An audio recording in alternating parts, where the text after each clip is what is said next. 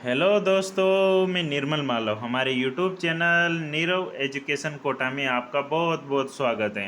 दोस्तों, आज मैं लेके आया हूँ आपके लिए आरएएस प्री परीक्षा जो 2021 में आयोजित करवाई गई थी उसके सभी महत्वपूर्ण प्रश्न की चर्चा आज हम करने वाले हैं और विद फैक्ट के साथ हम यहाँ पर चर्चा करेंगे कि एक प्रश्न में 4 ऑप्शन है तो चारों ऑप्शनों की मैं यहाँ पर आपको चर्चा करूँगा, जिससे आपके आगामी भर्ती परीक्षाओं में बहुत ही हेल्पफुल साबित होगा। ठीक है, तो दोस्तों, अगर आप हमारे यूट्यूब चैनल पर नए हो तो प्लीज़ इसे लाइक करें, शेयर करें, सब्सक्राइब ज़रूर कर लें, ताकि इस तरह की जो आरएस प्री के जो प्रीवियस ईयर में एग्ज़ाम हो चुके हैं उनकी सीरीज़ में लेके आने वाला हूं आपके लिए। तो आज से ही शुरू मैं इसको कर रहा हूं।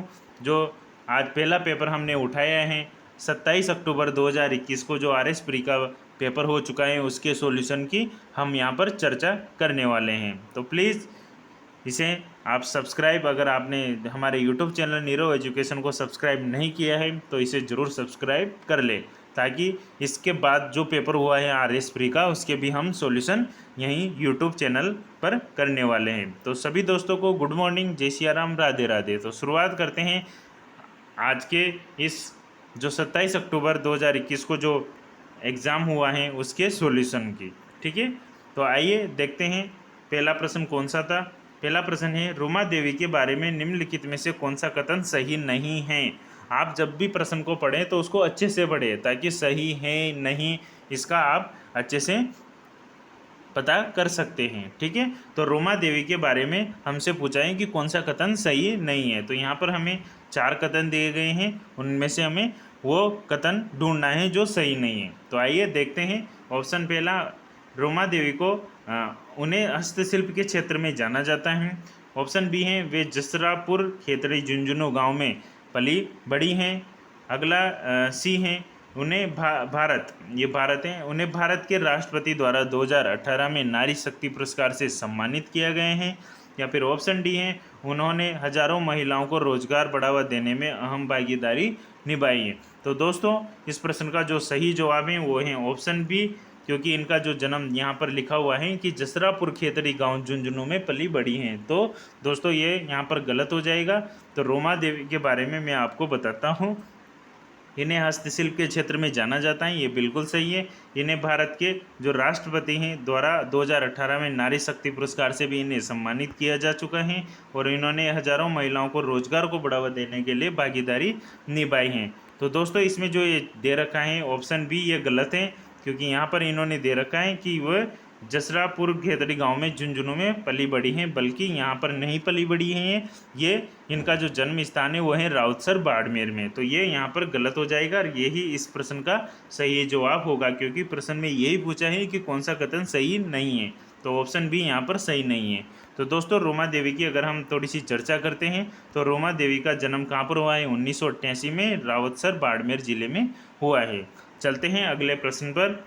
अगला प्रश्न है, बखनाजी, संतदास जी, जगन्नाथ दास और माधोदास नामक संतों का संबंध निम्नलिखित में से किस संप्रदाय के साथ था? ठीक है, तो बखनाजी, संतदास जी, जगन्नाथ दास और माधोदास नामक संतों का संबंध निम्नलिखित में से किस संप्रदाय से संबंधित हैं? ठीक है, तो देखते हैं। ऑप्शन ए दादोपंथ से, ऑप्शन बी लालदासी संप्रदाय से, या फिर ऑप्शन सी जसनाती संप्रदाय से, या फिर ऑप्शन डी रामस्नेही संप्रदाय से।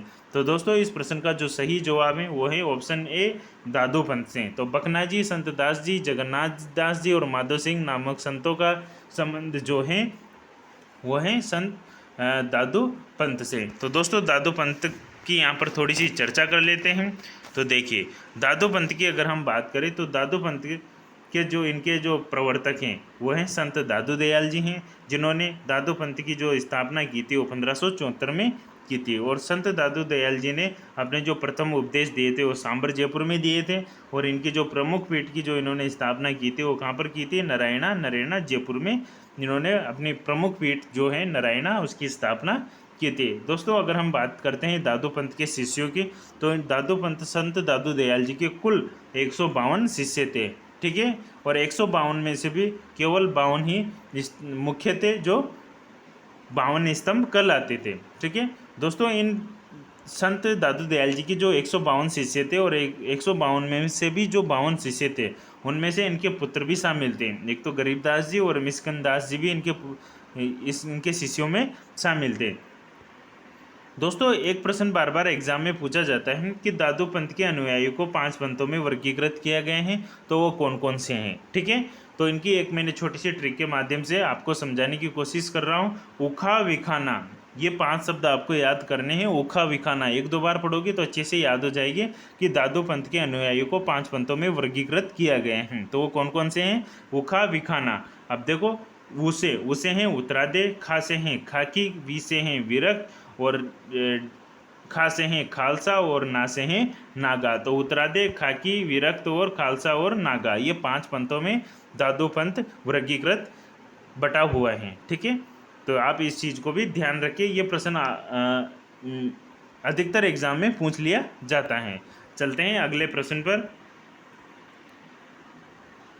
अगला प्रश्न है, सूची 1 एवं सूची 2 को सुमेलित कीजिए तथा नीचे दिए गए कोट में से सही उत्तर का क्या करें? चयन करें। ठीक है, तो देखो, आपको सूची 1 में त्यौहार दे रखे हैं और सूची 2 में यहाँ पर उत्सव और तिथि की तारीख दे रखी है, तो आपको ये सुमेलित करना है। ठीक है, तो दोस्तों यहाँ पर दे रखा है, ऑप्शन ए में दे रखा है बूंदी की कजली तीज, इसके सामने लिखा है भाद्रपद कृष्ण तृतीया। बिल्कुल, बूंदी की जो कजली तीज है वो कब आती है? भाद्रपद कृष्ण तृतीया को मनाई जाती हैं।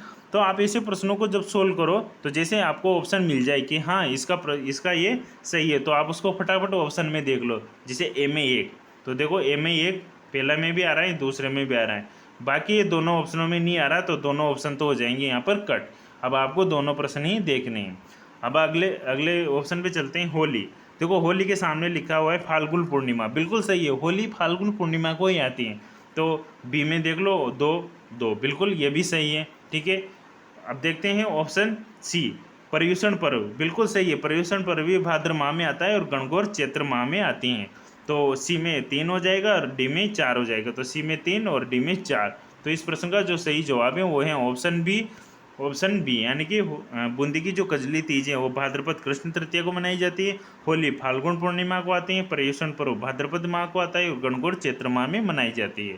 तो आइए इन त्योहारों का एक थोड़ा सा ओवरव्यू देखते हैं।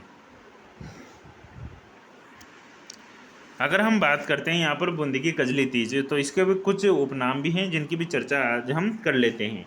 देखो, बूंदी की जो कजली तीज है उनको सातोड़ी तीज भी कहा जाता है, उनको बूढ़ी तीज भी कहा जाता है, बड़ी तीज भी इन्हें कहा जाता है, और उजली तीज भी इन्हें कहा जाता है। और इस दिन गौरी भगवान शंकर और माता पार्वती का यहाँ पर व्रत भी रखा जाता है। ठीक है, इस वजह से इसको गौरी व्रत के नाम से भी जाना जाता है।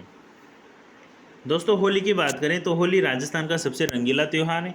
बिल्कुल सही है, यहाँ पर गुलाल के साथ होली खेली जाती है और यह त्यौहार भक्त प्रहलाद की स्मृति में मनाया जाता है। ठीक है, इसके बाद पर्युषण पर्व की थोड़ी सी चर्चा कर लेते हैं। पर्युषण पर्व के बारे में देखते हैं तो यह त्यौहार भाद्रपद शुक्ल पंचमी से शुरू होता है और चतुर्दशी तक मनाया जाता है। और जो है ये पर्युषण पर्व है, किसका त्यौहार है? ये जैन परिवार का त्यौहार है। गणगौर की हम बात करते हैं, गणगौर हमेशा एग्जाम में प्रश्न बनता है गणगौर से। तो ये राजस्थान का सर्वाधिक गीतों वाला त्यौहार है और गणगौर की सवारी जयपुर की प्रसिद्ध है। ये भी प्रश्न पूछ लिया जाता है कि गणगौर की सवारी कहाँ की प्रसिद्ध है, तो ये है जयपुर की प्रसिद्ध है। ठीक है दोस्तों, अब हम चलते हैं आगे अगले प्रश्न पर, प्रश्न 4। ठीक है, अब इसके बारे में हम चर्चा करते हैं। निम्नलिखित में से कौन से सिद्धांत जैन धर्म से संबंधित हैं? दोस्तों, पूछा गए हैं कि जैन धर्म से कौन कौन से सिद्धांत संबंधित हैं। तो देखते हैं, अनेकांतवाद, सर्वास्तिवाद, शून्यवाद और स्यादवाद। नीचे दिए गए कोड का उपयोग कर सही उत्तर का चयन करिए।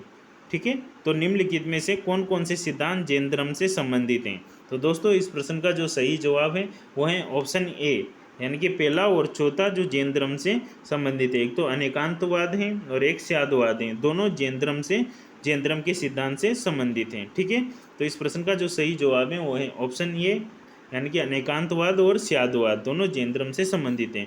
दोस्तों, थोड़ा सी जैन धर्म के बारे में मैं आपको चर्चा कर लेता हूँ। देखो, जैन धर्म के अगर हम संस्थापक की बात करें तो इनके जो संस्थापक हैं वो हैं ऋषभदेव, जो जैन धर्म के प्रथम तीर्थंकर हैं। ठीक है, अंतिम तीर्थंकर महावीर स्वामी। ठीक है, अनेकांतवाद की बात करें तो अनेकांतवाद जैन धर्म का एक महत्वपूर्ण दर्शन है, इसे अहिंसा का व्यापक रूप भी माना जाता है। स्यादवाद की अगर हम बात करें तो इसे ज्ञान की सापेक्षता का सिद्धांत कहते हैं। ठीक है, तो ये जैन धर्म के बारे में थोड़े से महत्वपूर्ण थे कि निम्नलिखित में से कौन से सिद्धांत जैन धर्म से संबंधित हैं। तो ये अनेकांतवाद है और स्यादवाद है। इस प्रश्न का सही जवाब ऑप्शन ये है। ठीक है, अब चलते हैं अगले प्रश्न पर। अगला प्रश्न पूछा गया था इस पेपर में, राजस्थान के रीति रिवाजों में आणो क्या है। आणो क्या है? राजस्थान के रीति रिवाज जो हम पढ़ते हैं तो उसमें से एक शब्द है आणो। तो इस आणो का मतलब क्या है? तो देखते हैं ऑप्शन ए कुआं पूजन है। ऑप्शन बी दुल्हन के परिवार द्वारा वर की बारात का डेरा देखने जाना, क्या वो आणो कहलाता है। तीसरा ऑप्शन सी ऑप्शन है विवाह के पश्चात दुल्हन को दूसरी बार ससुराल भेजना, या फिर ऑप्शन डी है जल झूलने की एकादशी की पूजा। ठीक है, तो दोस्तों इस प्रश्न का जो सही जवाब है वो है ऑप्शन सी यानी कि विवाह के पश्चात दुल्हन को दूसरी बार ससुराल भेजना क्या कहलाता है? आणो कहलाता है। ठीक है दोस्तों, यहाँ पर एक प्रश्न पूछा गया है कि दुल्हन के परिवारों द्वारा वर की बारात का डेरा देखने जाना ये क्या कहलाता है? तो इसे यहाँ पर जो गीत गाए जाता है उसे जला गीत कहते हैं। जला गीत विवाह में बारात का डेरा देखने के प्रसंग में वधु पक्ष की स्त्रियों के द्वारा जला गीत गाया जाता है। ठीक है, तो दोस्तों इसको ध्यान रखना कि राजस्थान के रीति रिवाजों में आणो क्या है? तो आणो है विवाह के पश्चात दुल्हन को दूसरी बार ससुराल भेजना। ठीक है, चलते हैं अगले प्रश्न पर। देखो अगला प्रश्न भी है, अच्छा प्रश्न है, यहाँ पर पूछा गया है जो भारतीय इतिहास से संबंधित हैं। ठीक है, सूची 1 को सूची 2 से सुमेलित कीजिए तथा नीचे दिए गए कोट में से सही उत्तर का चयन कीजिए। ठीक है, तो देखिए यहाँ पर लिखा हुआ है सूची 1 और सूची 2। ठीक है, यहाँ पर लिखा हुआ है हावड़ा संयंत्र केस, इसका संबंध किस व्यक्ति से है उसकी हम चर्चा करेंगे। ठीक है, तो दोस्तों मैं इसमें बताता हूँ हावड़ा केस। देखो हावड़ा केस की चर्चा करें तो यहाँ पर जो मुख्य व्यक्ति है जिनका संबंध है वो है, हावड़ा केस का संबंध है जतेंद्र नाथ मुखर्जी से। ठीक है, तो ऑप्शन ए में हम देखते हैं यहाँ पर 3। तो दोस्तों यहाँ पर आ रहा है ऑप्शन ए में 3, सिर्फ एक ही ऑप्शन में आ रहा है। तो लगभग हमारा यहाँ पर यही लगभग क्या 100% ऑप्शन सी यहाँ पर सही हो जाएगा। तो इसकी भी हम पूरी चर्चा कर लेते हैं। हावड़ा जो षड्यंत्र केस है ये किससे संबंधित था? जतेंद्र नाथ मुखर्जी से संबंधित था। दूसरा हम बात करते हैं लाहौर षड्यंत्र केस, इनका संबंध किससे था? तो राजगुरु से था। दिल्ली षड्यंत्र केस की बात करें हम तो इनका संबंध किससे था? इससे मास्टर अमीरचंद जी से था। और लास्ट में अलीपुर जो षड्यंत्र केस हैं उनका संबंध किससे हैं? तो ये हैं अरविंद घोष से हैं। तो दोस्तों इस प्रश्न का सही जवाब हो जाएगा ऑप्शन सी। ठीक है, ऑप्शन सी इस प्रश्न का सही जवाब है। ठीक है, तो हावड़ा जो षड्यंत्र केस हैं इनका संबंध है जतेंद्र नाथ मुखर्जी से हैं। लाहौर षड्यंत्र केस का संबंध किससे हैं? राजगुरु से संबंधित हैं। और दिल्ली जो षड्यंत्र केस हैं उनका संबंध किससे हैं? मास्टर अमीरचंद जी से हैं। और अलीपुर जो षड्यंत्र केस हैं इनका संबंध किससे हैं? अरविंद घोष से हैं। तो इस प्रश्न का सी ऑप्शन सही हो जाएगा। ठीक है, आइए इन षड्यंत्र केसों की थोड़ी सी चर्चा कर लेते हैं।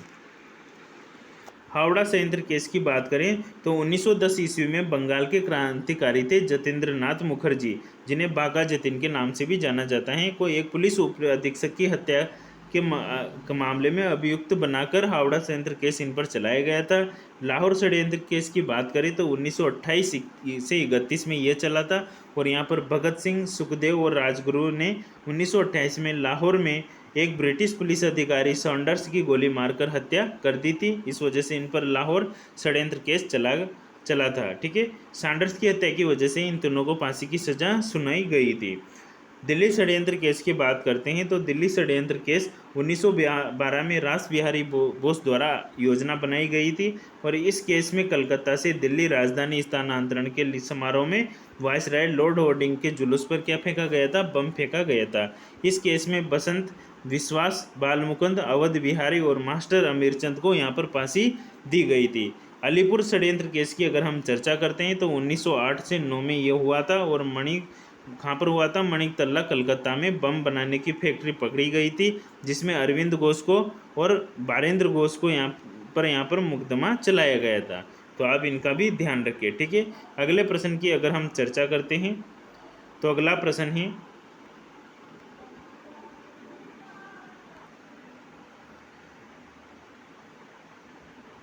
विधवा पुनर्विवाह को प्रोत्साहित करने के उद्देश्य से 1871 ईस्वी में राजमुंद्री सोशल रिफॉर्म एसोसिएशन स्थापित किया गया था। मतलब विधवा पुनर्विवाह को प्रोत्साहित करने के उद्देश्य से 1871 ईस्वी में राजमुंद्री सोशल रिफॉर्म एसोसिएशन स्थापित किया गया था।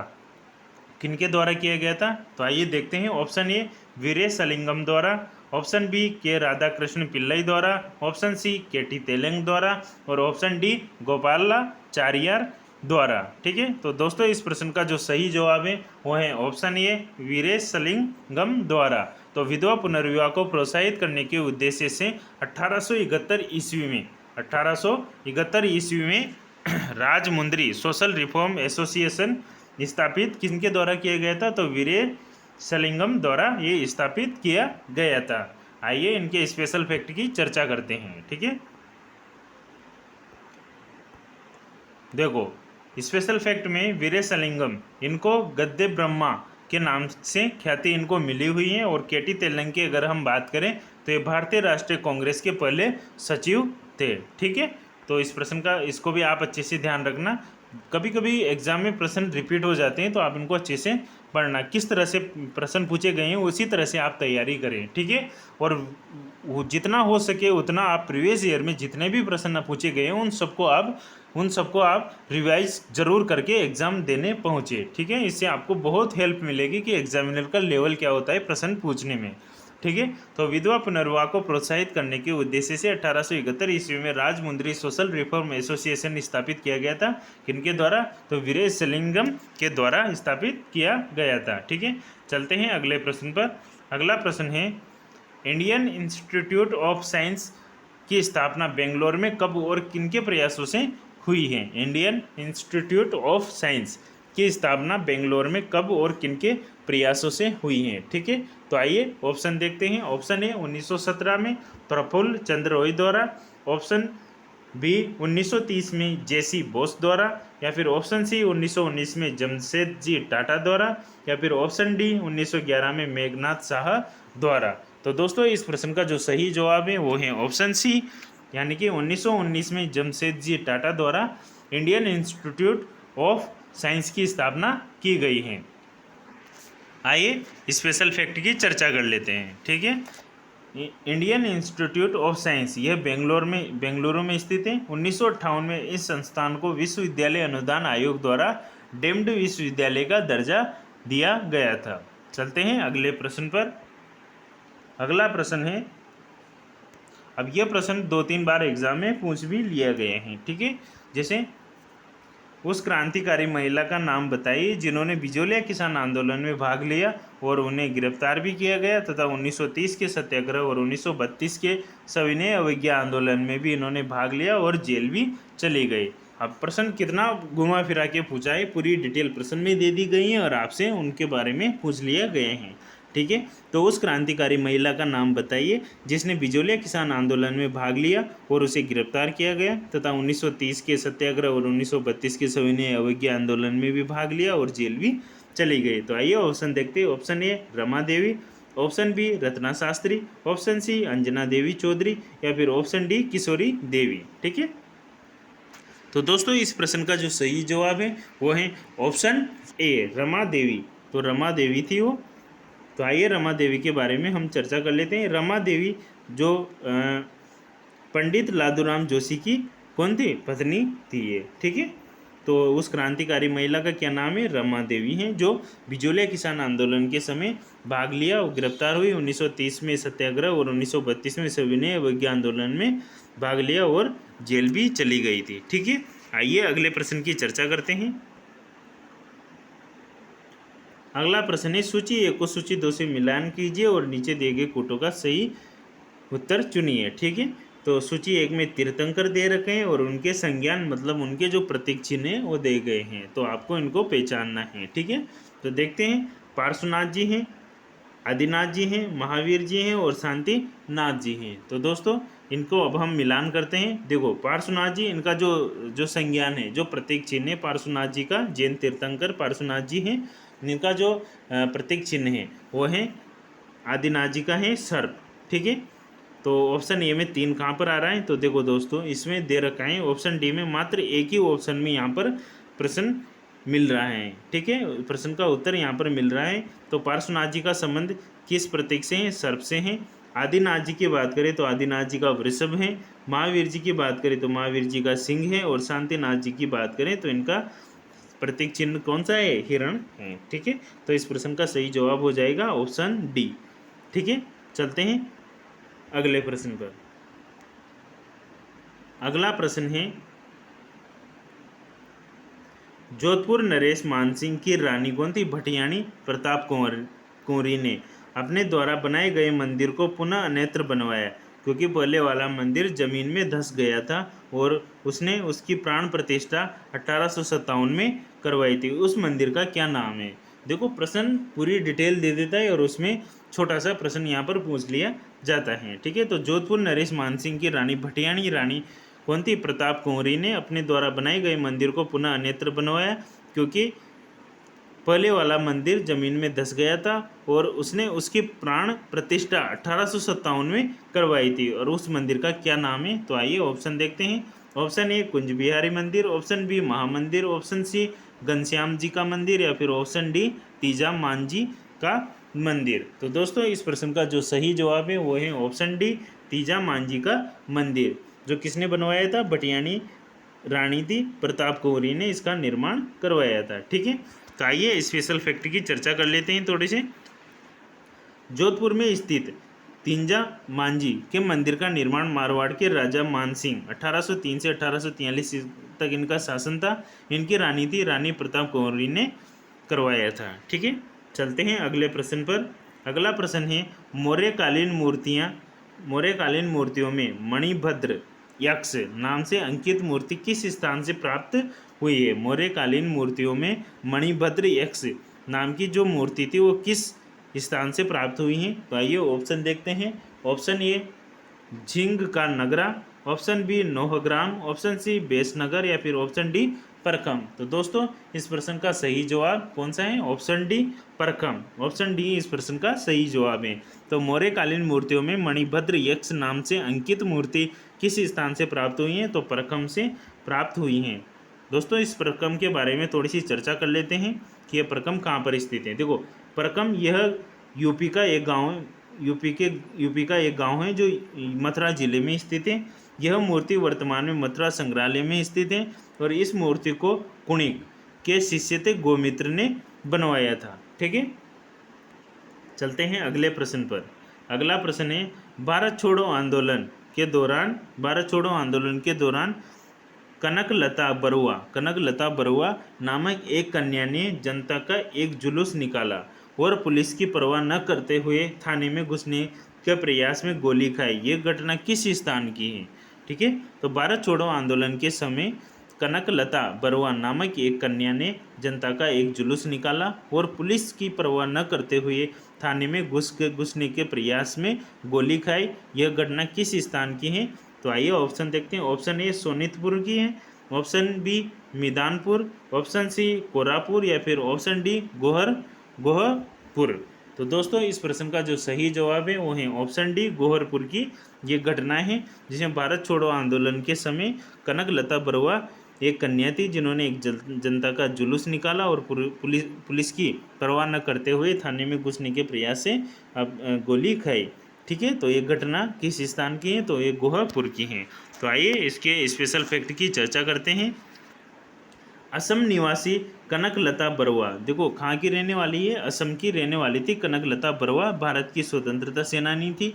1942 में भारत छोड़ो आंदोलन के तहत 20 सितंबर को तेजपुर की कचहरी पर तिरंगा झंडा पर आने की कोशिश में अंग्रेजों द्वारा भीड़ पर गोलियां दागी गई, जिसमें कनकलता बरुआ क्या होगी, शहीद हो गई थी। ठीक है, चलिए आज अगले प्रश्न की चर्चा करते हैं।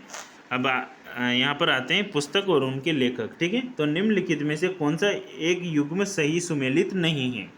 क्या पूछा गया है कि कौन सा एक युग्म सही सुमेलित नहीं है। तो देखो पुस्तकें दे रखी है और उनके लेखक दे रखे हैं, ठीक है। तो सबसे पहले दे रखा है नेह तरंग, क्या इनकी पुस्तक ये पुस्तक किसने लिखी थी? क्या सवाई प्रताप सिंह ने लिखी थी? नाग दमन क्या सायाजी झूला ने लिखी थी? रणमल छंद क्या श्रीधर व्यास जी ने लिखी थी? और ऑप्शन फोर्थ में है भाषा भूषण, किसने, क्या ये महाराजा जसवंत सिंह ने लिखी थी, ठीक है। तो दोस्तों देखते हैं, देखो भाषा भूषण जो पुस्तक लिखी थी वो महाराज जसवंत सिंह ने लिखी थी, बिल्कुल सही है। रणमल छंद भी श्रीधर व्यास जी ने लिखी थी, ये भी सही है। नाग दमन ये सायाजी झूला जी ने लिखी थी, ये भी सही है। और नेह तरंग ये पुस्तक इन्होंने सवाई प्रताप सिंह ने नहीं लिखी थी, तो इस प्रश्न का सही जवाब यही हो जाएगा, नेह तरंग, ठीक है। तो ऑप्शन ये इस प्रश्न का सही जवाब होगा, ठीक है। आइए नेह तरंग की पुस्तक की चर्चा करते हैं, ठीक है। देखो नेह तरंग पुस्तक के लेखक राव बुद्ध सिंह हैं। ये जो नेह तरंग पुस्तक ये किसने लिखी थी? राव बुद्ध सिंह ने लिखी थी, जो बूंदी के 1695 ईस्वी में शासक बने थे, ठीक है। सवाई प्रताप सिंह की मुख्य रचनाएं देखो ब्रजनिधि हैं, मुक्तावली हैं, ब्रज श्रृंगार हैं, प्रेम पंथ हैं, प्रेम प्रकाश आदि सवाई प्रताप सिंह की मुख्य रचनाएं हैं। और नेह तरंग किसकी पुस्तक है? तो राव बुद्ध सिंह की, जो बूंदी के शासक थे, ठीक है। चलते हैं अगले प्रश्न पर। अगला प्रश्न है सूची 1 को सूची 2 से मिलान कीजिए, ठीक है। तो देखो यहाँ पर कुछ नाम दिए गए हैं, उनका वास्तविक नाम यहाँ पर पूछा गया है। जिसे व्रीहि किसको कहा जाता है? क्या गन्ने को कहा जाता है? मुदक क्या चावल को कहा जाता है? यव क्या मूंग को कहा जाता है? इक्सु क्या जौ को कहा जाता है? तो आइए इनके सही मिलान की हम चर्चा करते हैं, ठीक है। तो देखो व्रीहि व्रीहि किसे कहा जाता है? व्रीहि बोले जाते हैं चावल को, ठीक है। व्रीहि किसको बोला जाता है? चावल को बोला जाता है, ठीक है। तो देखो ए में 2 आंसर कहाँ मिल रहा है? तो ए में 2 आंसर मात्र एक ऑप्शन में मिल रहा है, तो आप ऐसे भी फटाफट आंसर दे सकते हो, ठीक है। तो व्रीहि किसको किसको कहा गया है? चावल को। तो इस प्रश्न का सही जवाब हो जाएगा डी, ऑप्शन डी इस प्रश्न का सही जवाब है। आइए अब इसका सही मिलान कर लेते हैं। देखो व्रीहि किसको कहा जाता है? धान या चावल को कहा जाता है। मुदक मूंग को कहा जाता है। यव जौ को कहा जाता है। और इक्सु गन्ना या ईख को कहा जाता है, ठीक है। चलते हैं अगले प्रश्न पर। अगला प्रश्न है बयाना दुर्ग स्थित वारिक विष्णुवर्धन विजय स्तंभ किस काल का माना जाता है? बयाना दुर्ग में जो वारिक विष्णुवर्धन विजय स्तंभ लगा हुआ है वो किस काल का है, ठीक है। तो आइए देखते हैं ऑप्शन ए सल्तनत काल, ऑप्शन बी मुगल काल, ऑप्शन सी मौर्य काल या फिर ऑप्शन डी गुप्त काल। तो दोस्तों इस प्रश्न का जो सही जवाब है वो है ऑप्शन डी गुप्त काल का ये विष्णुवर्धन विजय स्तंभ है। अगला प्रश्न है आहड़ सभ्यता के बारे में निम्न कथनों पर विचार कीजिए। आहड़ सभ्यता के बारे में निम्नलिखित कथनों पर विचार कीजिए। देखो आहड़वासी तांबा गलाना जानते थे। ऑप्शन दूसरा है ये लोग चावल से परिचित नहीं थे। ऑप्शन तीसरा है धातु का काम आहड़वासियों की अर्थव्यवस्था का एक साधन था। ऑप्शन डी यहाँ से काले लाल रंग मृदबांड मिले हैं जिन पर सामान्यतः सफ़ेद रंग से ज्यामितियाँ आकृतियाँ उकेरी गई हैं। तो दोस्तों ऑप्शन सी की अगर हम बात यहाँ पर प्रश्न 17 की अगर हम बात करें तो इसमें देखो ऑप्शन ए में दिए गए हैं क्या 1, 3 और 4 कथन सही हैं? क्या ऑप्शन बी में दिए गए हैं क्या 1 और 2 सही हैं? ऑप्शन सी दिए गए हैं 1, 2 और 3 सही हैं। और ऑप्शन डी दिए गए हैं 3 एवं 4 सही हैं। तो दोस्तों इस प्रश्न का जो सही जवाब होगा वो है ऑप्शन ए, यानी कि पहला भी सही है, तीसरा सही है और चौथा भी यहाँ पर सही है। तो पहला सही है आहड़वासी तांबा गलाना जानते थे, बिल्कुल सही है। धातु का काम आहड़वासियों अर्थव्यवस्था का एक साधन था, ये भी बिल्कुल सही है। और ऑप्शन 4 है ये भी सही है, यहाँ से काले लाल रंग के मृदबांड मिले हैं जिन पर सफ़ेद रंग से ज्यामितीय आकृतियाँ उकेरी गई हैं। तो इस प्रश्न का सही जवाब है ऑप्शन ए 1, 3 और 4 सही हैं, ठीक है। चलते हैं अगले प्रश्न पर। अगला प्रश्न है सेंट्रल इलेक्ट्रोकेमिकल रिसर्च इंस्टीट्यूट की स्थापना अलगप्पा चेटियार, डॉक्टर शांति स्वरूप भटनागर एवं पंडित जवाहरलाल नेहरू के प्रयासों से कहाँ और कब की गई थी? तो आइए ऑप्शन देखते हैं। ऑप्शन ए लखनऊ में 1951 में, कराईकुड़ी 1953 में, चेन्नई 1948 में या फिर शिवगंगा 1953 में। तो दोस्तों इस प्रश्न का जो सही जवाब है वो है ऑप्शन बी कराईकुड़ी 1953 में। ठीक है, तो सेंट्रल इलेक्ट्रोकेमिकल रिसर्च इंस्टीट्यूट की स्थापना अलगप्पा चेटियार, डॉक्टर शांति स्वरूप भटनागर एवं पंडित जवाहरलाल नेहरू के प्रयासों से कहाँ पर की गई है? कराईकुड़ी में की गई है। और कब की गई थी? 1953 में की गई थी। चलते हैं अगले प्रश्न पर। अगला प्रश्न है,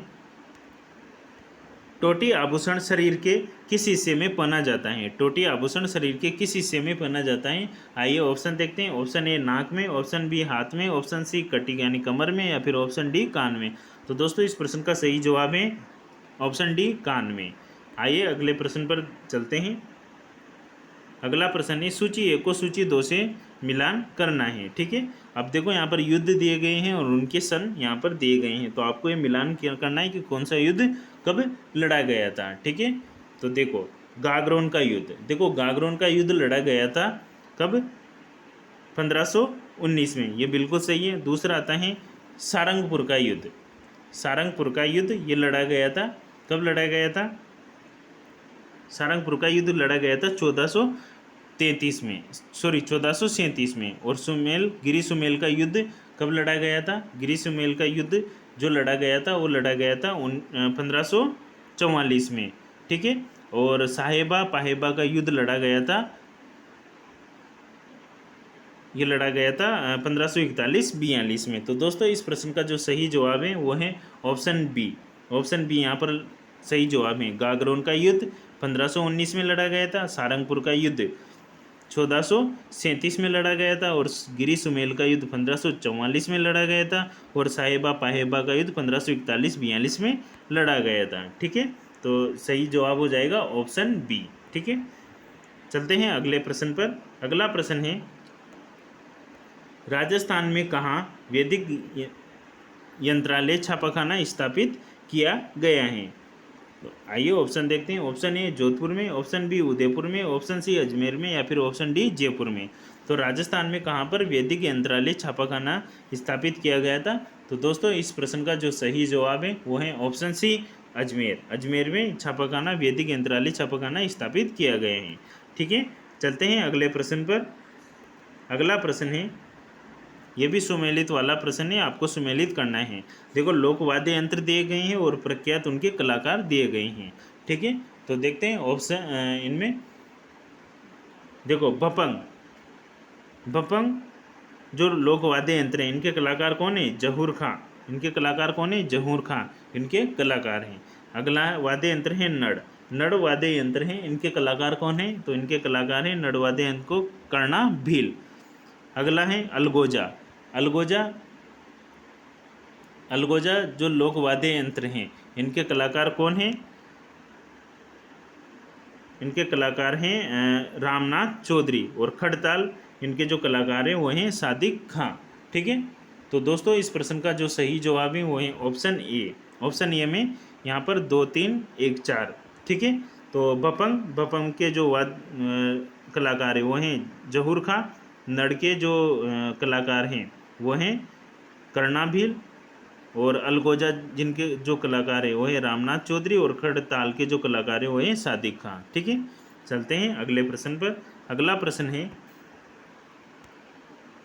राजस्थानी भाषा साहित्य एवं संस्कृति अकादमी कहाँ पर अवस्थित है? राजस्थानी भाषा साहित्य एवं संस्कृति अकादमी कहाँ पर अवस्थित है? तो आइए ऑप्शन देखते हैं। Option A Bikaner, option B Jaipur, option C Udaipur, या फिर ऑप्शन डी जोधपुर। तो दोस्तों इस प्रश्न का सही जवाब है ऑप्शन ए बीकानेर। तो बीकानेर में राजस्थानी भाषा साहित्य एवं संस्कृति अकादमी स्थित है। चलते हैं अगले प्रश्न पर। अगला प्रश्न है, समाचार पत्र मजहरुल, समाचार पत्र मजहरुल सरूर कहाँ से और कब प्रकाशित हुआ है? समाचार पत्र हैं मजहरुल सरूर कहाँ से और कब प्रकाशित हुआ है? तो आइए ऑप्शन देखते हैं। ऑप्शन ए भरतपुर 1849 में, जयपुर 1856 ईस्वी में, अजमेर 1840 ईस्वी में, या फिर उदयपुर 1879 में। तो समाचार पत्र मजहरुल सरूर कहाँ से और कब प्रकाशित हुआ? तो दोस्तों इस प्रश्न का सही जवाब है ऑप्शन ए। यह समाचार पत्र भरतपुर से और 1849 में ये प्रकाशित हुआ था। ठीक है, चलते हैं अगले प्रश्न पर। अगला प्रश्न है, भारत के उच्चतम न्यायालय उच्चतम न्यायालय के मुख्य न्यायमूर्ति का सही क्रम कौन कौन सा है कि पहले कौन बने फिर उसके बाद कौन बने। तो दोस्तों इस प्रश्न का जो सही जवाब है वो है ऑप्शन डी, पहले HL दत्तू आए, फिर TS ठाकुर आए, फिर जगदीश सिंह खेहर, यहाँ पर ये जगदीश सिंह है, जगदीश सिंह खेहर यहाँ पर बने। तो इस प्रश्न का सही जवाब है ऑप्शन डी। ठीक है, चलते हैं अगले प्रश्न पर। अगला प्रश्न है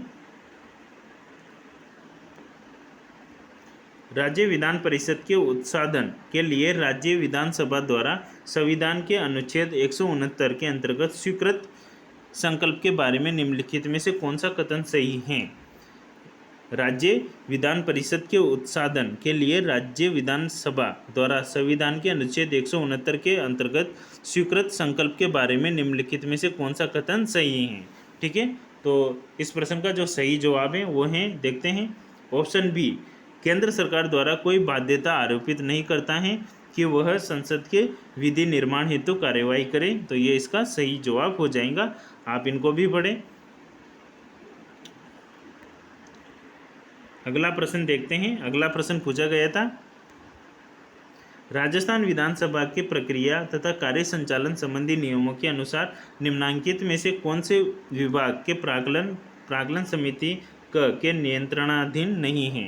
राजस्थान विधानसभा की प्रक्रिया तथा कार्य संचालन संबंधी नियमों के अनुसार निम्नांकित में से कौन से विभाग के प्राक्कलन समिति के नियंत्रणाधीन नहीं है। तो आइए ऑप्शन देखते हैं। ऑप्शन ए, सार्वजनिक निर्माण विभाग, बिल्कुल ये इसके नियंत्रणाधीन के अंतर्गत आता है। गृह विभाग, ये इसके नियंत्रणाधीन के अधीन नहीं आता है। तो इस प्रश्न का सही जवाब ऑप्शन बी हो जाएगा। ठीक है, चलते हैं अगले प्रश्न पर। अगला प्रश्न है, राजस्थान लोक सेवा आयोग अपने कार्यों का वार्षिक प्रतिवेदन प्रस्तुत करता है। राजस्थान लोक सेवा आयोग अपने कार्यों का वार्षिक प्रतिवेदन प्रस्तुत करता है। देखो, ऑप्शन ए विधानसभा अध्यक्ष के समक्ष, ऑप्शन बी राष्ट्रपति के समक्ष, ऑप्शन सी राज्यपाल के समक्ष, या फिर ऑप्शन डी मुख्य सचिव के समक्ष। तो दोस्तों इस प्रश्न का सही जवाब हो जाएगा ऑप्शन सी, राज्यपाल के समक्ष यहाँ पर प्रतिवेदन प्रस्तुत करता है। ठीक है, चलते हैं अगले प्रश्न पर। अगला प्रश्न है, राजस्थान नगर पालिका अधिनियम 2009 के प्रावधानों के अनुसार राज्य सरकार द्वारा नगर परिषद में अधिकतम कितने व्यक्ति नाम निर्दिष्ट किए जा सकते हैं।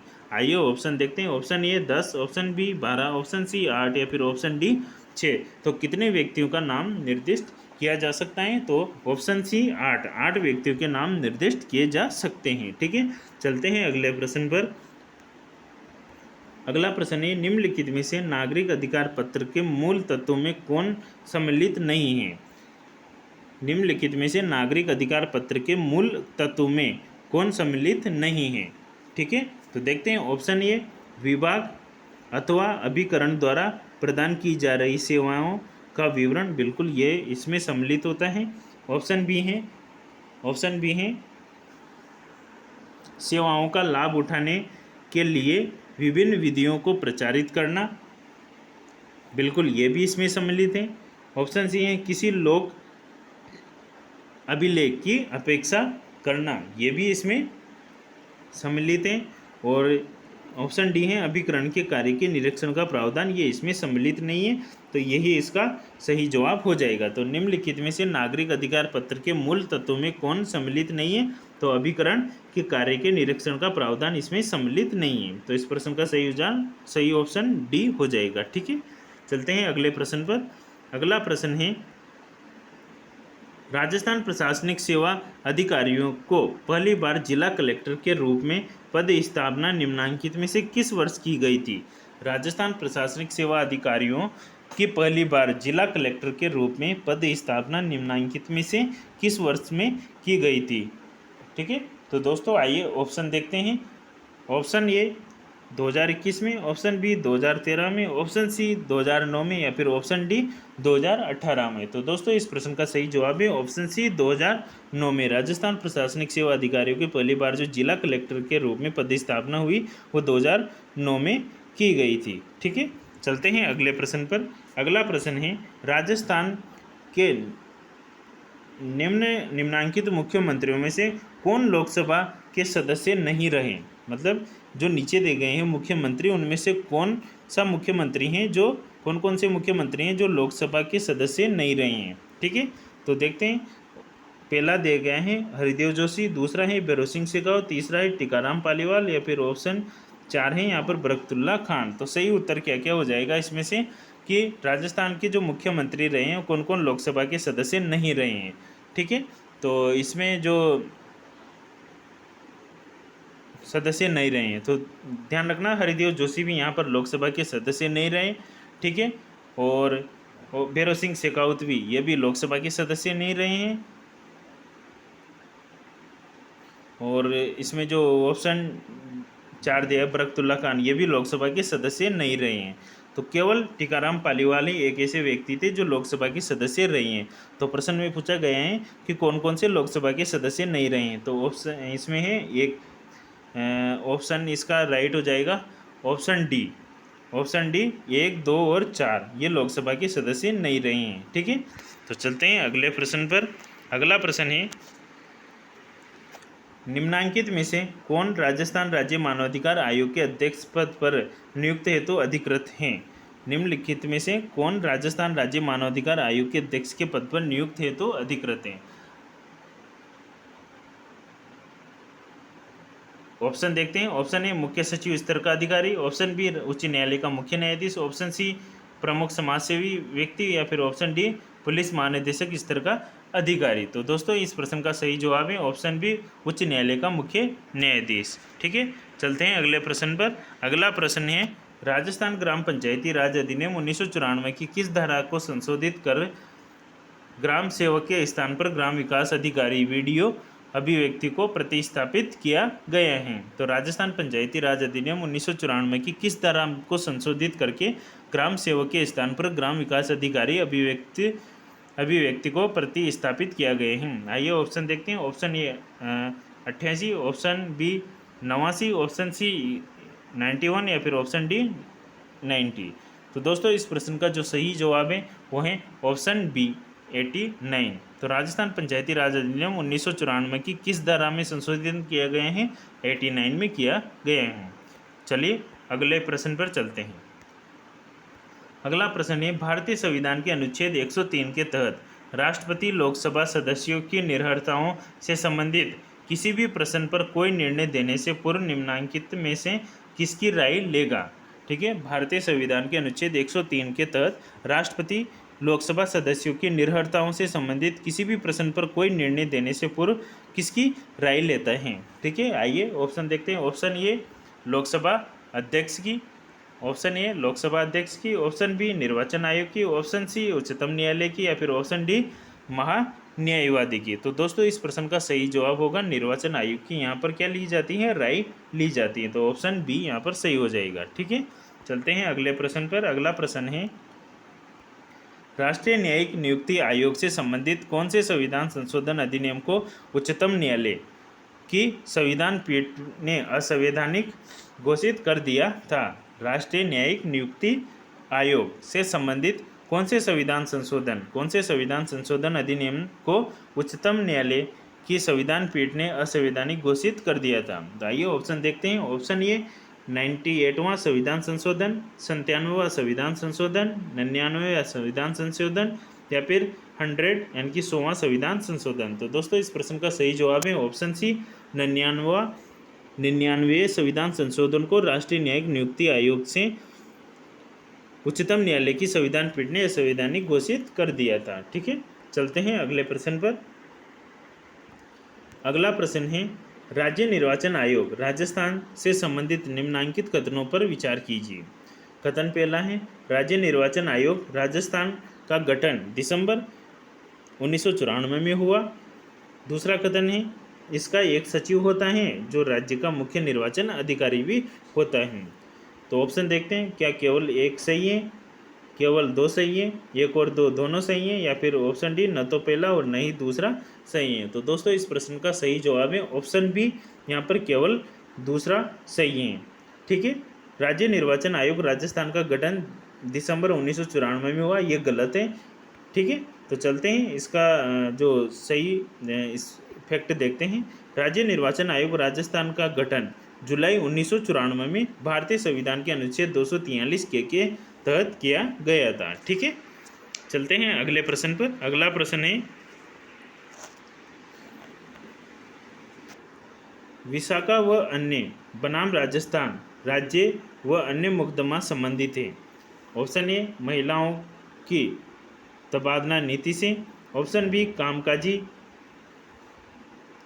महिलाओं के मातृत्व अवकाश से, ऑप्शन सी समाज में व्याप्त दहेज प्रथा के प्रचलन की रोकथाम से, या फिर ऑप्शन डी है कार्यस्थल पर महिलाओं के यौन उत्पीड़न की रोकथाम से। तो दोस्तों इस प्रश्न का जो सही जवाब है वो है ऑप्शन डी, कार्यस्थल पर महिलाओं के यौन उत्पीड़न की रोकथाम से इसका संबंध है, विशाखा एवं बनाम राजस्थान। ठीक है, चलते हैं अगले प्रश्न पर। अगला प्रश्न है,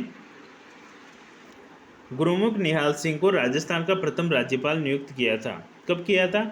आइए ऑप्शन देखते हैं। ऑप्शन ए 2 नवंबर 1956 को, ऑप्शन बी 25 अक्टूबर 1956 को, ऑप्शन सी 1 नवंबर 1956 को, या फिर ऑप्शन डी है 26 अक्टूबर 1956 को। तो दोस्तों इस प्रश्न का सही जवाब है ऑप्शन बी, 25 अक्टूबर 1956 को गुरुमुख निहाल सिंह को राजस्थान का प्रथम राज्यपाल नियुक्त किया गया था।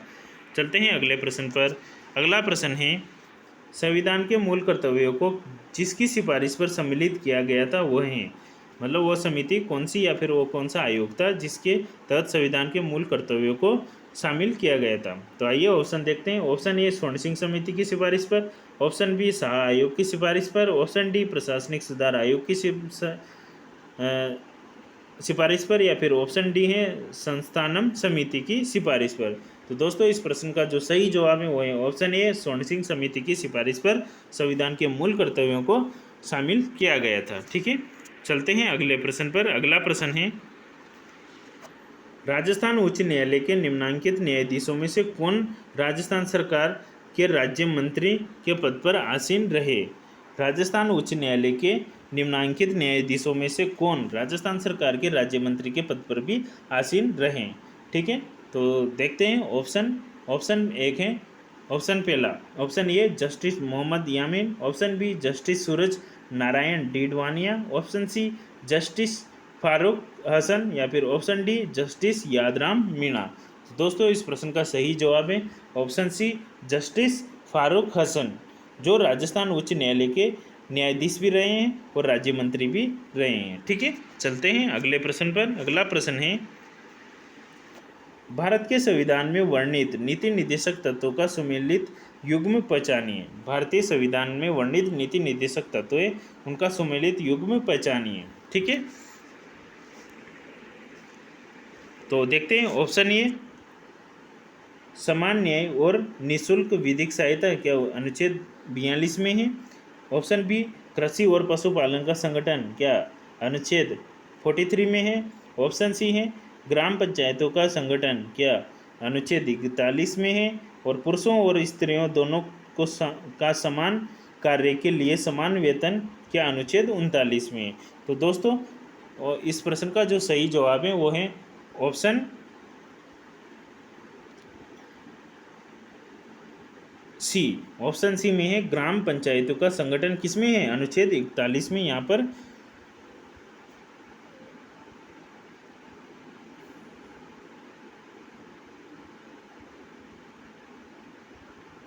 ऑप्शन सी यहाँ पर सही युग्म हो जाएगा। ठीक है, तो आइए देखते हैं इनके फैक्ट की चर्चा करते हैं। सामान्य न्याय और निःशुल्क विधिक सहायता अनुच्छेद 39 के क में इसका उल्लेख है। ग्राम पंचायतों का संगठन यहाँ पर अनुच्छेद 40 में है, और काम की न्याय संगत और मानवोचित दशाओं तथा प्रसूति सहायता का उपबंध करना किसमें है अनुच्छेद 42 में है। ठीक है, चलते हैं अगले प्रश्न पर। अगला प्रश्न है, निम्नलिखित में से किसने कहा था एक संविधान एक मिशन की तरह बेजान चीज़ है, इसमें वे लोग जीवन फूंकते हैं जो इसका नियंत्रण करते हैं। भारत में बस कुछ ईमानदार लोगों की आवश्यकता है जिसके लिए राष्ट्रहित ही सर्वोपरि है। ये कथन किसका है? तो देखते हैं। Option A doctor Rajendra Prasad का, ऑप्शन बी पंडित जवाहरलाल नेहरू का, या फिर option C doctor B R Ambedkar का, या फिर ऑप्शन डी महात्मा गांधी का। तो दोस्तों इस प्रश्न का जो सही जवाब है वो है option A doctor Rajendra Prasad का कथन था। दोस्तों एक डॉक्टर भीमराव अंबेडकर ने भी एक कथन दिया था, उसकी चर्चा करते हैं। डॉक्टर भीमराव अंबेडकर का कथन था, मैं आपके विचार से सहमत हूँ कि यद्यपि हमारे संविधान में ऐसे उपबंधों का समावेश भी है जो केंद्र को ऐसी शक्ति प्रदान करते हैं जिनमें प्रांतों की स्वतंत्रता समाप्त सी हो जाती है, फिर भी यह परिसंघात्मक संविधान है। ये किसका कथन है? डॉक्टर भीमराव अंबेडकर का है। ठीक है, तो आप इसको भी ध्यान रखें। चलते हैं अगले प्रश्न पर। अगला प्रश्न है, सूचना के अधिकार अधिनियम के उद्देश्यों के संबंध में निम्नलिखित में से कौन सा सही नहीं है? सूचना के अधिकार अधिनियम के उद्देश्यों के संबंध में निम्नलिखित में से कौन सा कथन सही नहीं है? ठीक है, तो देखते हैं। ऑप्शन ए, सरकार के कार्यकरण में पारदर्शिता एवं उत्तरदायित्व को बढ़ाना, बिल्कुल सही है। हमारे लोकतंत्र को ऐसा बनाना ताकि वो वास्तव में लोगों के लिए काम करे, ये भी बिल्कुल सही है। ऑप्शन सी है, समाज की महिलाओं एवं कमजोर वर्गों को सशक्त करने के लिए करना, ये इसका कार्य नहीं है। और नागरिकों को सशक्त करना, ये भी इसका कार्य है। तो इसमें जो सही जवाब हो जाएगा ऑप्शन सी हो जाएगा, है ना। ठीक है, तो चलते हैं अगले प्रश्न पर।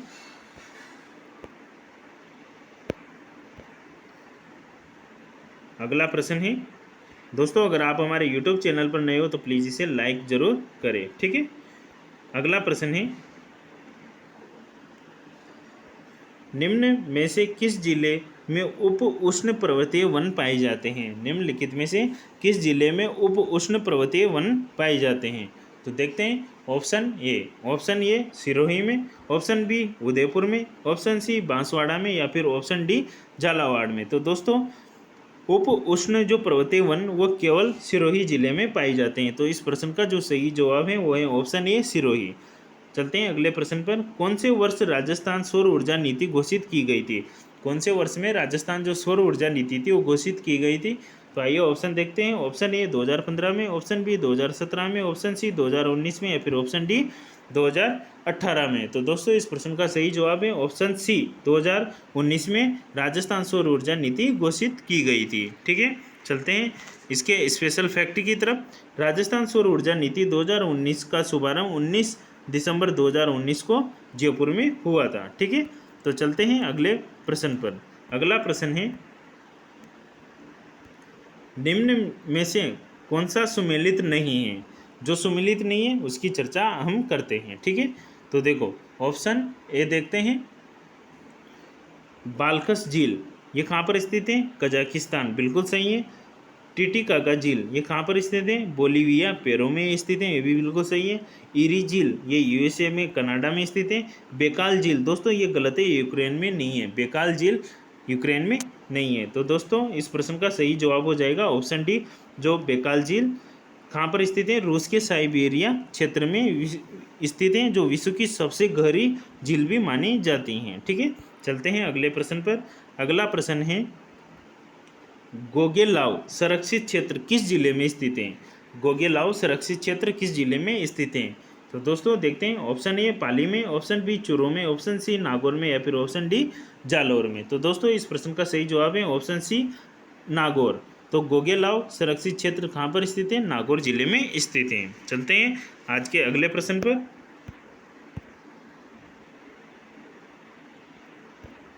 आज का अगला प्रश्न है,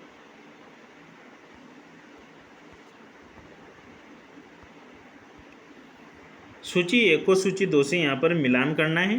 तो देखते हैं। देखो यहाँ पर पर्यटक स्थल दिया हुआ है और उनकी स्थिति दी गई है। ठीक है, तो आपको ये मिलान करना है। ठीक है, तो दोस्तों यहाँ पर देखते हैं। लालगढ़ पर्यटक स्थल ये कहाँ पर है? तो दोस्तों लालगढ़ पर्यटक स्थल है, ये बीकानेर में स्थित है। फिर आता है त्रिपुरा सुंदरी ये कहाँ पर है? बांसवाड़ा में है। फिर आता है गागरोन का किला, ये झालावाड़ में स्थित है। और नाकोड़ा पर्वत ये कहाँ पर है? बाड़मेर में स्थित हैं। तो दोस्तों इस प्रश्न का जो सही जवाब है वो हो जाएगा ऑप्शन सी। ऑप्शन सी यहाँ पर सही जवाब हो जाएगा। लालगढ़ कहाँ पर है? बीकानेर में है। त्रिपुरा सुंदरी का मंदिर बांसवाड़ा में, गागरोन का किला झालावाड़ में है, और नाकोड़ा पर्वत बाड़मेर में है। ठीक है, चलते हैं अगले प्रश्न पर। अगला प्रश्न है, निम्नलिखित विशेषताएं किस नदी की हैं? नदी के बारे में प्रश्न पूछा है कि निम्नलिखित में से जो विशेषताएं वो किस नदी की हैं। देखो विशेषता दी गई हैं। इसका उद्गम कुंभलगढ़ राजसमंद किले के निकट अरावली पहाड़ियों से होता है। यह नदी मेवाड़ के मैदान के मध्य से गुजरती हैं और बेड़च, कोटारी और मोरेल इसकी सहायक नदियां हैं। ठीक है, तो दोस्तों इस प्रश्न का जो सही जवाब है वो है ऑप्शन ए, बनास नदी। ये बनास नदी की विशेषता है कि बनास नदी का उद्गम कुंभलगढ़ राजसमंद किले के निकट अरावली पहाड़ी से होता है और जो बनास नदी है ये मेवाड़ मैदान के मध्य से गुजरती हैं और बनास नदी की जो सहायक नदियाँ हैं वो बेड़च, कोटारी और मोरेल हैं। चलते हैं अगले प्रश्न पर। कोपेन के जलवायु वर्गीकरण के अनुसार निम्न में से कौन से सही सुमेलित हैं? कोपेन का जो जलवायु वर्गीकरण है उसके अनुसार निम्नलिखित में से कौन सा सही सुमेलित है? तो आइए ऑप्शन देखते हैं। क्या CWG भरतपुर में आता है, BWHW बाड़मेर में आता है, क्या BSHW गंगानगर में आता है, क्या फिर AW डूंगरपुर में आता है? तो दोस्तों इस प्रश्न का जो सही जवाब है वो है ऑप्शन डी। यहाँ पर 1 और 4 जो सही जवाब हैं वो हो जाएंगे। तो एक में तो CWG बिल्कुल भरतपुर में आता है और चौथा है AW, ये डूंगरपुर में आता है जो नीचे दक्षिण में स्थित है। चलते हैं अगले प्रश्न पर। अगला प्रश्न है निम्न में से थार मरुस्थल के भाग हैं। देखो थार मरुस्थल के भाग कौन कौन से हैं देखते हैं। क्या गोडवाड़ प्रदेश है, क्या शेखावाटी प्रदेश है, क्या बनास का मैदान है, क्या फिर गग्गर का मैदान है? तो ऑप्शन इसका सही जवाब हो जाएगा ऑप्शन सी। ऑप्शन सी इसका सही जवाब है कि थार के मरुस्थल के भाग कौन कौन से हैं। तो गोडवाड़ प्रदेश भी थार के मरुस्थल में आता है, शेखावाटी प्रदेश भी थार के मरुस्थल में आता है और गग्गर का मैदान भी थार के मरुस्थल में आता है। ठीक है, बनास यहाँ पर थार के मरुस्थल में नहीं आता है। ठीक है, तो चलते हैं अगले प्रश्न पर। अगला प्रश्न है डोडा बेटा चोटी स्थित हैं। डोडा बेटा चोटी स्थित हैं, कहाँ पर स्थित हैं? चलिए ऑप्शन देखते हैं। ऑप्शन ए अन्नामलाई पहाड़ियों में, ऑप्शन बी नीलगिरी की पहाड़ियों में, ऑप्शन सी विंध्याचल की पहाड़ियों में, या फिर ऑप्शन डी सतपुड़ा की श्रेणी में हैं।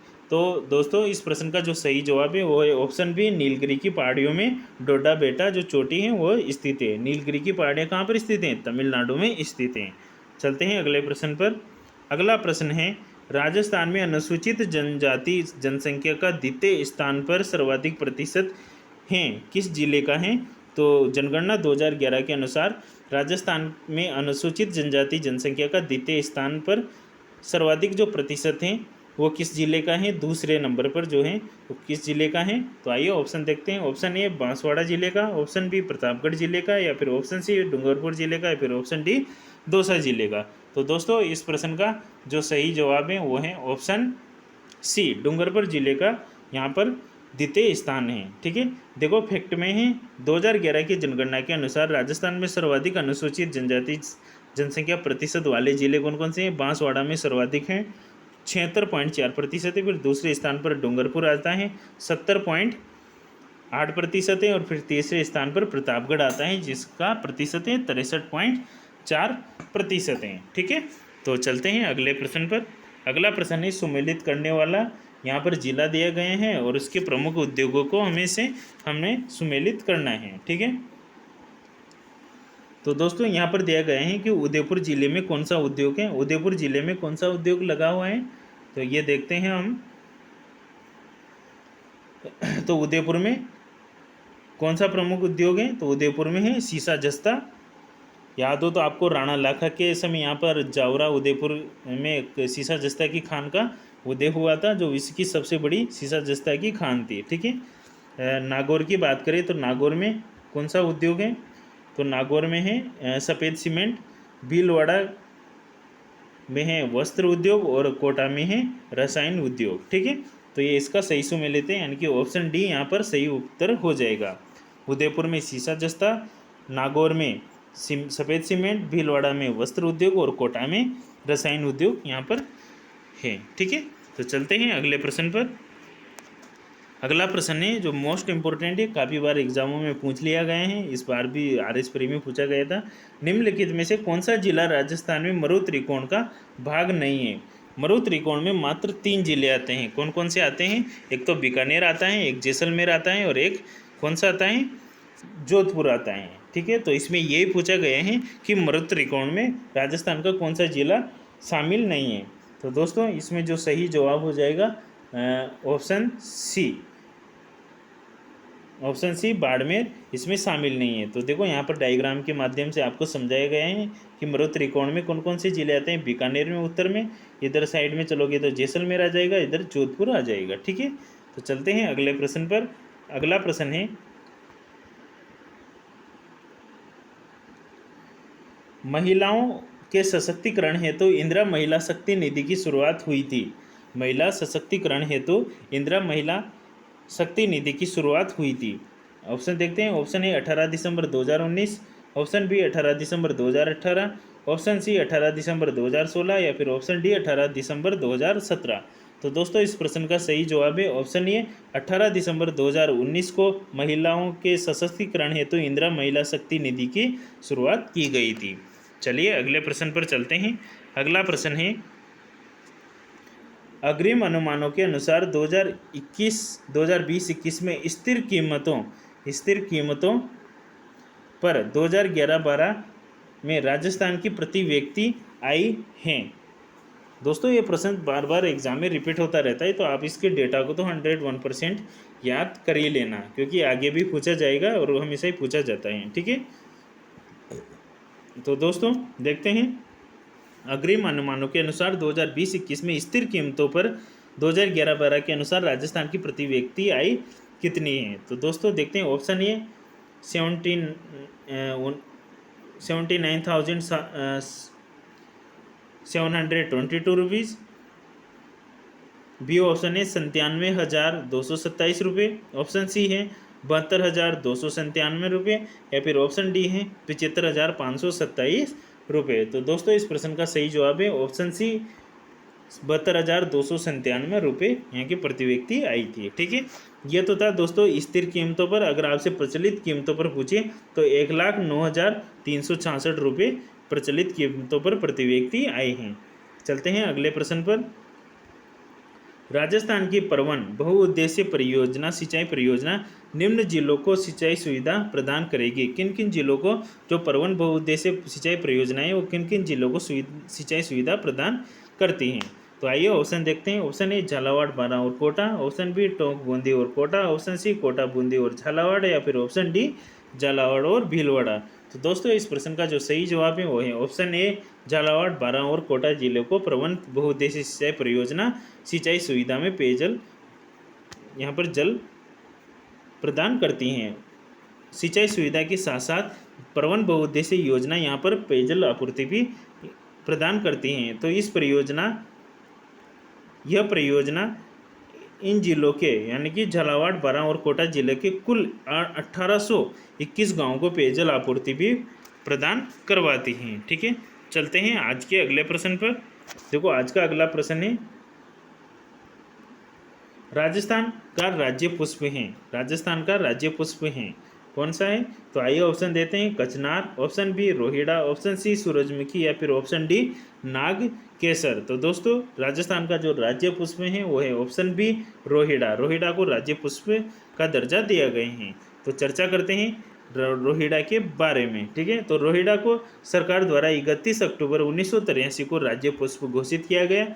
इसे राजस्थान का सागवान, मारवाड़ का टेक, राजस्थान की मरुशोभा भी कहते हैं और इसका वैज्ञानिक नाम जो है वो है टिको मेला एंडुलेटा, इसका वैज्ञानिक नाम है। तो दोस्तों ये थे राजस्थान जीके और भारत जीके के महत्वपूर्ण प्रश्न जो RS प्री भर्ती परीक्षा 2021 में पूछे गए थे।